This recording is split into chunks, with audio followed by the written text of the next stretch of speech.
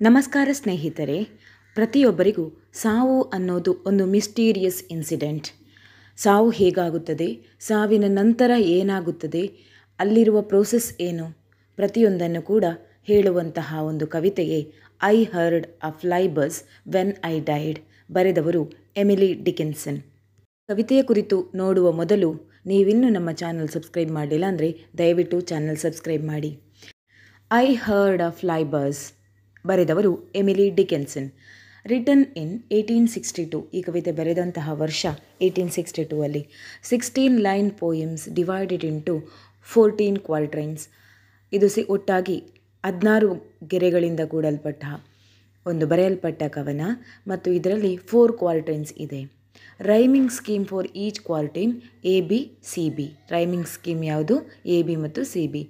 Theme, ಈ ಒಟ್ಟಾರೆ ಪದ್ಯದಲ್ಲಿ ಕವಿ ಯಾವುದರ ಬಗ್ಗೆ ಮಾತಾಡಿದ್ದಾರೆ ಅಂದರೆ ಆಲ್ರೆಡಿ ಹೇಳಿದ ಹಾಗೆ death or mystery of death. ಮರಣ ಹಾಗೂ ಮರಣದ ನಂತರ ಜೀವನ ಹೇಗಿರ್ತದೆ, ಹೇಗೆ ಆಗ್ತದೆ, ಏನೆಲ್ಲ ಪ್ರೋಸೆಸ್ಗಳಿರ್ತವೆ ಎಲ್ಲವನ್ನ ಕವಿ ಇಮ್ಯಾಜಿನ್ ಮಾಡಿ ಬರೆದಿದ್ದಾರೆ.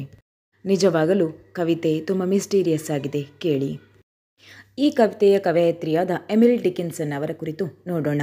ಇವರು ಹುಟ್ಟಿದ್ದು ಡಿಸೆಂಬರ್ 10, 1830. ಡೆತ್ ಆದ್ದು ಮೇ 15, 1886ರಲ್ಲಿ. ಇವರೊಬ್ಬರು ಅಮೇರಿಕನ್ ಪೋಯಿಟ್ ಆಗಿದ್ದಾರೆ. Her poems deal with themes of death and immortality. ಅವರ ಎಲ್ಲ ಪೋಯಮ್ಗಳು ಮುಖ್ಯವಾಗಿ ಥೀಮ್ಸ್ ಆಫ್ ಡೆತ್ ಅಂದರೆ ಸಾವಿನ ಕುರಿತಾದ ಥೀಮನ್ನು ಹೊಂದಿದೆ. ಇಲ್ಲದಿದ್ದರೆ ಇಮ್ಮೋರ್ಟಾಲಿಟಿ ಅಂದರೆ ಅಮರತ್ವದ ಕುರಿತಾಗಿ ಎಲ್ಲ ಥೀಮ್ಗಳನ್ನು ಒಳಗೊಂಡಿದೆ. ರೋಟ್ ಆಲ್ಮೋಸ್ಟ್ 1775 ಪೋಯಮ್ಸ್ ಅಂದರೆ 1775 ಪೋಯಮ್ಸ್ಗಳನ್ನು ಇವರು ಒಟ್ಟಾಗಿ ಬರೆದಿದ್ದಾರೆ. ಆದರೆ ಯಾವುದೇ ಪೋಯಮ್ಗೆ ಇವರು ಹೆಡ್ಲೈನ್ ಅಂದರೆ ಟೈಟಲನ್ನು ಕೊಡಲಿಲ್ಲ. ಬದಲಾಗಿ ಆನಂತರ ಮುಂದಿನ ಜನರು ಅದನ್ನು ಅವರ ಪೋಯಮ್ನ ಫಸ್ಟ್ ಲೈನನ್ನೇ ಅವರ ಪೋಯಮ್ನ ಟೈಟಲ್ ಆಗಿ ತಗೊಂಡ್ರು. ಅದರಲ್ಲಿ ಇವರು ಬರೆದಂತಹ ತುಂಬ famous poems because I could not stop for death, I measure every grief I meet, success is counted sweetest. ಕವಿತೆಯ ಲೈನ್ ಬೈ ಲೈನ್ ಎಕ್ಸ್ಪ್ಲನೇಷನ್ ನೋಡೋಣ. I heard a fly buzz when I died. ನನಗೆ ಒಂದು fly bus ಝುಯ್ ಅಂತ ನನ್ನ ಸುತ್ತ ಹಾರಾಡುವ bushing sound ಕೇಳ್ತಾ ಇದೆ. ಆದರೆ ನಾನೇನಾಗಿದ್ದೆ, ಅಲ್ಲಿ ಸತ್ತು ಬಿದ್ದಿದ್ದೆ, ನಾನು ಮರಣ ಹೊಂದಿದ್ದೆ. The stillness in the room was like the stillness in the air between the heaves of storm. ಈ ಕೋಣೆಯೊಳಗೆ ತುಂಬ ಶಾಂತವಾಗಿದೆ, ಶಾಂತಮಯ ವಾತಾವರಣವಾಗಿದೆ. ಆ ಶಾಂತ ವಾತಾವರಣ ಹೇಗಿದೆ ಅಂದರೆ ತಂಪಾದ ಗಾಳಿಯಲ್ಲಿ ಅಡಗಿರುವ ಕೂಲ್ನೆಸ್ನ ರೀತಿ. ಜೋರಾಗಿ ಒಂದು ಸ್ಟಾರ್ಮ್ ಬೀಸಿ ಅದರ ಮಧ್ಯದಲ್ಲಿ ಬರುವಂಥ ಒಂದು ತಂಪಾದ ಗಾಳಿಯ ಆ ತಂಪಾದ ವಾತಾವರಣದಂತೆ ಈ ಕೋಣೆಯ ವಾತಾವರಣ ಇದೆ. The eyes around had wrung them dry. ಅಂದರೆ ನನ್ನ ಕೊನೆ ಕ್ಷಣ, ನಾನು ಕೊನೆ ಉಸಿರು ಎಳೆದಾಗ ನನ್ನ ಜೊತೆಗಿದ್ದವರೆಲ್ಲ ತುಂಬ ಅತ್ತಿದ್ದರು, ಅವರ ಕಣ್ಣುಗಳೆಲ್ಲ ಒದ್ದೆಯಾಗಿದ್ದವು. ಆದರೆ ಈಗ ನಾನು ಗಮನಿಸ್ತಾ ಇದ್ದೇನೆ, ಅವರು ಯಾರೂ ಅಳ್ತಾ ಇಲ್ಲ, ಅವರ ಕಣ್ಣೆಲ್ಲ ಯಾರ ಕಣ್ಣಲ್ಲೂ ನೀರಿಲ್ಲ, ಎಲ್ಲರ ಕಣ್ಣು ಡ್ರೈ ಆಗಿದೆ. And breaths were gathering for that last onset.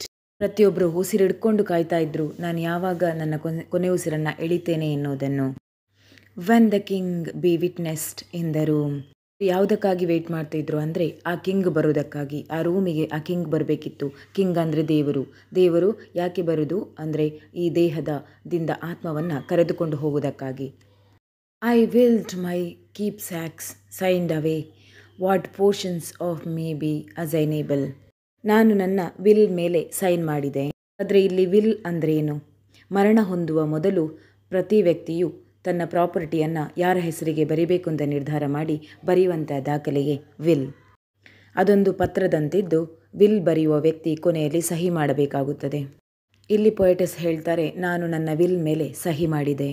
ನಾನು ನನ್ನ ಎಲ್ಲ ಪ್ರಾಪರ್ಟಿಗಳನ್ನು ತುಂಬ ಇಷ್ಟಪಡ್ತಿದ್ದೆ, ಆದರೆ ನಾನೀಗ ನನ್ನ ಕೊನೆ ಕ್ಷಣದಲ್ಲಿದ್ದೇನೆ ಎಂದು ನನ್ನ ಎಲ್ಲ ಫ್ಯಾಮಿಲಿ ಮೆಂಬರ್ಸಿಗೆ ಅದನ್ನು ಹಂಚಿಬಿಟ್ಟೆ.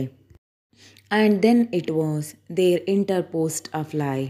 ಅಷ್ಟೊತ್ತಿಗೆ ಸಡನ್ನಾಗಿ ಅಲ್ಲಿಗೊಂದು ಫ್ಲೈ ಬರ್ತದೆ, ಅಂದರೆ ನೊಣ ಹಾರಿಕೊಂಡು ಬರ್ತದೆ. ಇದೆಲ್ಲ ಪ್ರೊಸೀಜರ್ ಆಗಬೇಕಾದ್ರೆ ಹಾರಿಕೊಂಡು ಆ ಕೋಣೆಯೊಳಗೆ ಬರ್ತದೆ. With blue uncertain stumbling bus. ಆ ನೊಣ ಅಂದರೆ ಫ್ಲೈ ನೋಡಲಿಕ್ಕೆ ನೀಲಿ ವರ್ಣದಿಂದ ತುಂಬಿತ್ತು. ಅದು ಇಡೀ ಕೋಣೆಯಲ್ಲಿ ಆ ಕಡೆಯಿಂದ ಈ ಕಡೆ ಹಾರಾಡ್ತಾ ಇತ್ತು, ಏಕೆಂದರೆ ಅದಕ್ಕೆ ಗೊತ್ತಿರಲಿಲ್ಲ ಯಾವ ಕಡೆಗೆ ಹಾರಬೇಕು ಎಂದು. Between the light and me. ನನ್ನ ಮತ್ತು ಬೆಳಕಿನ ಮಧ್ಯೆ ಅದು ಓಡಾಡ್ತಾ ಇತ್ತು.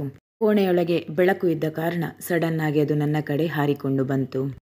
And then the windows failed and then I could not see to see. ಆ ಕಿಟಕಿಯಿಂದ ಬರ್ತಾ ಇದ್ದಂತಹ ಬೆಳಕು ಕ್ಷಣ ಕ್ಷಣಕ್ಕೂ ಕಡಿಮೆ ಆಗ್ತಾ ಇತ್ತು, ಕ್ಷೀಣಗೊಳ್ತಾ ಇತ್ತು. ಮುಂದೆ ಹೋಗ್ತಾ ನನಗೆ ಕಾಣದೇ ಆಯಿತು. ಪ್ರತಿಯೊಂದು ಕಾಣ್ತಾ ಇದ್ದಂತಹ ವಿಷಯಗಳು ಈಗ ಕಾಣ್ತಾ ಇಲ್ಲ. ಅಂದರೆ ನನ್ನ ಡೆತ್ ಆಗಿದೆ, ನಾನು ಮರಣ ಹೊಂದಿದ್ದೇನೆ, ನಾನಿನ್ನೂ ಜೀವಂತವಾಗಿಲ್ಲ. ಇದರೊಂದಿಗೆ ಈ ಕವಿತೆ ಕೊನೆಗೊಳ್ಳುತ್ತದೆ. ಇದರ ಕನ್ನಡ ವಿವರಣೆ ನಿಮ್ಗೆ ಇಷ್ಟ ಆಗಿದೆ ಅಂದ್ಕೊಳ್ತೇನೆ. ಇದರ ಥೀಮ್ ಮುಖ್ಯ ಬಂದು ಡೆತ್ ಆ್ಯಂಡ್ ಇಮ್ಮೋರ್ಟಾಲಿಟಿ, ಅಂದರೆ ಸಾವು ಮತ್ತು ಅಮರತ್ವ ಎನ್ನುವುದಾಗಿದೆ. ಇದರ ಕನ್ನಡ ವಿವರಣೆ ನಿಮಗೆ ಇಷ್ಟ ಆಗಿದೆ ಅಂದ್ಕೊಳ್ತಾನೆ. ಇಷ್ಟ ಆದರೆ ಲೈಕ್ ಮಾಡಿ, ಕಮೆಂಟ್ ಬಾಕ್ಸಲ್ಲಿ ಕಮೆಂಟ್ ಮಾಡಿ ತಿಳಿಸಿ. ಹಾಗೆ ಚಾನಲ್ ಸಬ್ಸ್ಕ್ರೈಬ್ ಮಾಡಿ. ಧನ್ಯವಾದಗಳು.